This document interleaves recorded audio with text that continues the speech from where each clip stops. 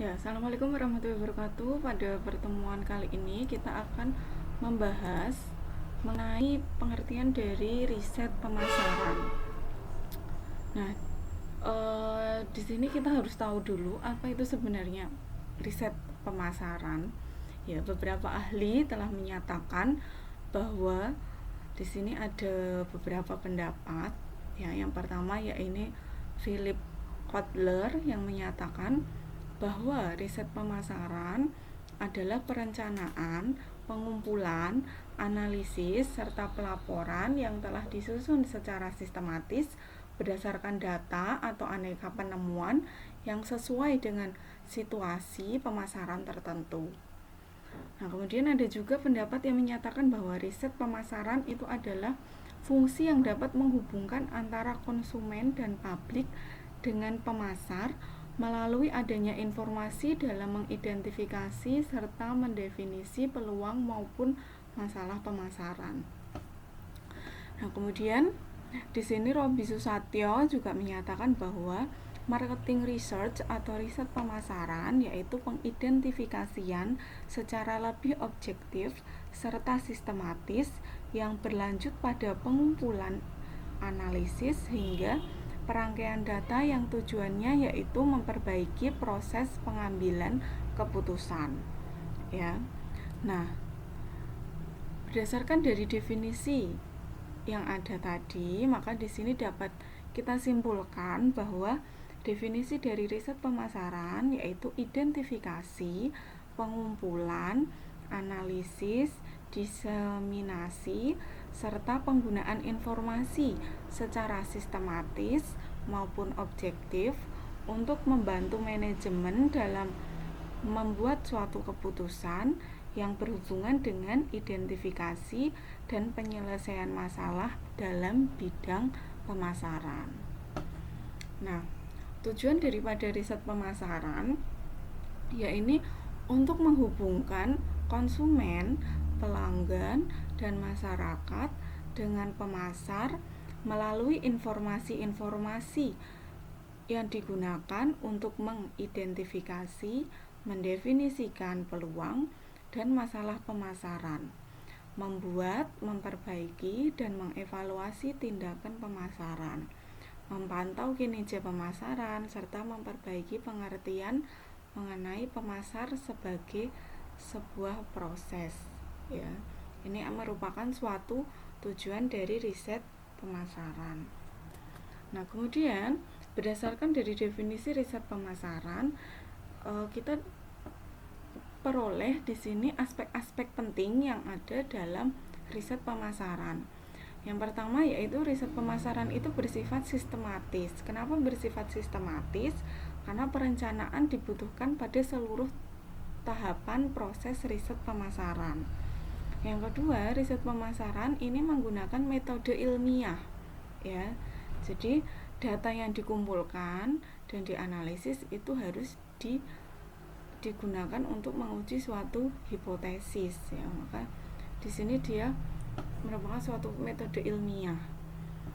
Kemudian yang ketiga, riset pemasaran itu menyediakan informasi yang akurat, ya, karena di sini riset pemasaran itu mencerminkan suatu keadaan yang sebenarnya. Kemudian riset pemasaran dilakukan secara objektif, terbebas dari bias pribadi maupun politik pelaksanaan bahkan manajemen. Nah, kemudian riset pemasaran itu secara garis besar fungsinya terbagi menjadi 3. Yang pertama, fungsi secara deskriptif, yakni pengumpulan digunakan dalam pengumpulan dan penyajian yang berdasarkan pada pernyataan terkait dengan fakta. Jadi pengumpulan dan penyajian datanya itu berdasarkan fakta yang ada. Kemudian fungsi diagnostik yaitu pembahasan terkait data maupun tindakan. Jadi di sini untuk membahas mengenai data maupun tindakan pada riset pemasaran. Kemudian yang ketiga yaitu fungsi prediktif. Spesifikasi terkait bagaimana pemakaian dari riset deskriptif yang ini tadi serta diagnostik dalam memprediksi hasil dari keputusan pemasaran yang terencana. Jadi prediktif ini merupakan gabungan dari fungsi deskriptif dan diagnostik yang digunakan untuk memprediksi dari suatu hasil keputusan pemasaran. Nah, kemudian objek riset pemasaran itu terbagi menjadi sebagai berikut. Yang pertama yaitu yang jelas adalah tentunya produk, kemudian harga dari produk tersebut, terus kemudian promosi, bagaimana mempromosikan dari produk tersebut, kemudian pendistribusian dari produk tersebut.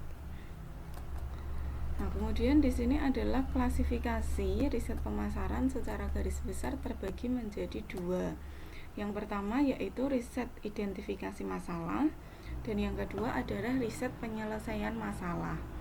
Nah, di sini identifikasi masalah yang jelas berdasarkan namanya yaitu untuk membantu mengidentifikasi masalah yang secara jelas ya, yang di sini tidak secara jelas kelihatan di permukaan, tapi akan muncul pada masa yang akan datang.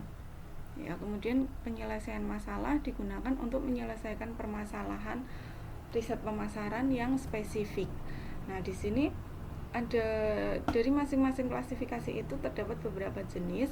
Untuk yang identifikasi itu terbagi menjadi potensi pasar, pangsa pasar, citra atau image, karakteristik pasar, analisis penjualan, peramalan, dan tren bisnis. Jadi identifikasi masalah ini lebih luas cakupannya. Nah, sedangkan untuk riset penyelesaian masalah itu terbagi atas riset segmentasi, riset produk, riset harga, riset promosi, dan riset distribusi.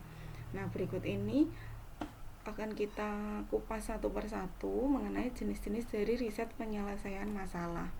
Untuk yang riset segmentasi, di sini terdiri atas menentukan basis segmen, membangun potensi dan tanggapan pasar, kemudian memilih pangsa sasaran, sehingga dapat menciptakan suatu profil gaya hidup dan sebagainya. Kemudian untuk riset produk ya, di sini sudah jelas terlihat terdiri atas dari uji konsep produk tersebut, kemudian desain produknya, uji kemasannya, modifikasi produk, posisi merek, uji pemasaran, dan pengujian penempatan di toko. Nah, ini juga sangat penting sekali ya dalam penempatan di toko dari suatu produk. Ketika produk itu ditempatkan di tempat yang salah, tentunya juga akan berpengaruh terhadap nilai jualnya untuk produk tersebut ya. Kalau kita lihat di swalayan, pasti produk-produk sejenis itu akan berada di satu tempat. Nah, tentunya kalau misalkan produk sejenis yang tidak ada di satu tempat, nah itu juga akan berefek juga pada pangsa pasarnya, karena kan konsumen tentu akan melihat oh ini satu produk di sini semua, dan tidak akan melihat ke tempat yang lain seperti itu. Nah, atau mungkin ada produk-produk tertentu yang mereka sedang mengadakan promo, itu dia ditempatkan di suatu tempat yang memang itu dilewati oleh seluruh konsumen ya. Nah, tentunya itu juga berpengaruh juga ya.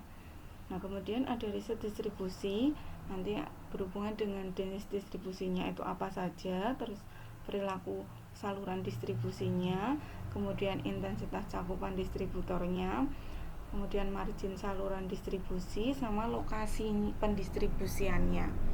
Kemudian untuk promosi, nah anggaran promosi ini juga sangat penting untuk diperhatikan. Di sini nanti kaitannya supaya terbentuk suatu keuntungan yang optimal ya, keoptimalan.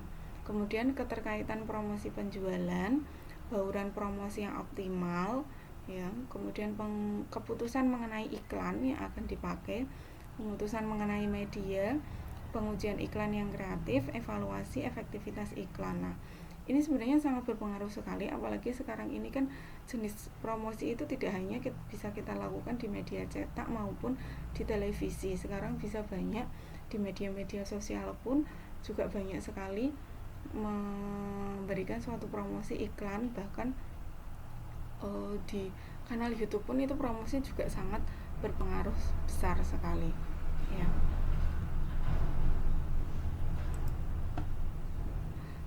Kemudian Untuk riset harga, nah ini sangat penting juga harga pemilihan